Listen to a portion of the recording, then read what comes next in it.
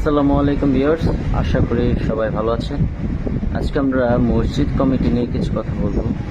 সেটা হচ্ছে কোরআন ও সুন্নাহ মতে ও আমাদের বাংলাদেশ সরকারের নিয়ম অনুযায়ী মসজিদ কমিটিতে যারা আছেন বা তারা হওয়ার যোগ্য, তাদের কিছু গুণাবলী থাকা প্রয়োজন। সেগুলো প্রথমত হচ্ছে তাদের 5 ওয়াক্ত নামাজ পড়তে হবে, এটা বাধ্যতামূলক, অর্থাৎ আপনাকে অবশ্যই 5 ওয়াক্ত নামাজ পড়তে হবে।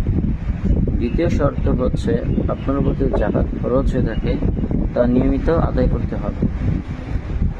মসজিদকে আপনার ভালোবাসতে হবে, বিনয়ী নম্র প্রকৃতির হতে হবে। কিন্তু বর্তমান সমাজ পর্যালোচনা করলে দেখা যায় অধিকাংশ লোকই, অর্থাৎ যারা কমিটিতে রয়েছে, এই নিয়ম অনুযায়ী অধিকাংশ লোকই কমিটির পদে থাকার অযোগ্য। কারণ অনেক মসজিদ কমিটিতে দেখা যায় তারা রয়েছে অযোগ্য, নামাজ তো পড়েই না, বরং ইসলাম বিরোধী, যেমন সুদ ঘুষ এর সাথে জড়িত। এটা বাংলাদেশের প্রত্যেকটা মসজিদ কমিটি রয়েছে, আমি নিশ্চিতভাবে বলতে পারি।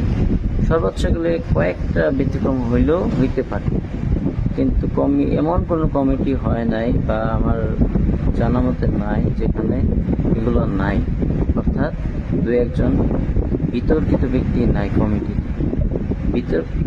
বিতর্কিত কমিটি নাই এমন বাংলাদেশে যদি আমরা খোঁজ করি, সর্বোচ্চ গেলে 10 থেকে 15টা পান। আর বাকি যতগুলো কমিটি রয়েছে, 2-1 হলে অন্তত রয়েছে যারা বিতর্কিত।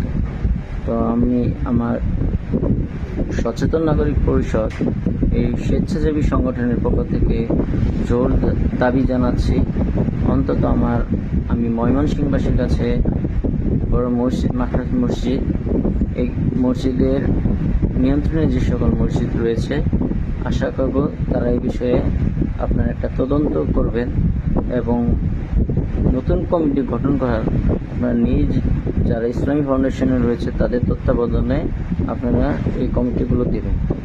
ধন্যবাদ সবাইকে। আসসালামু আলাইকুম।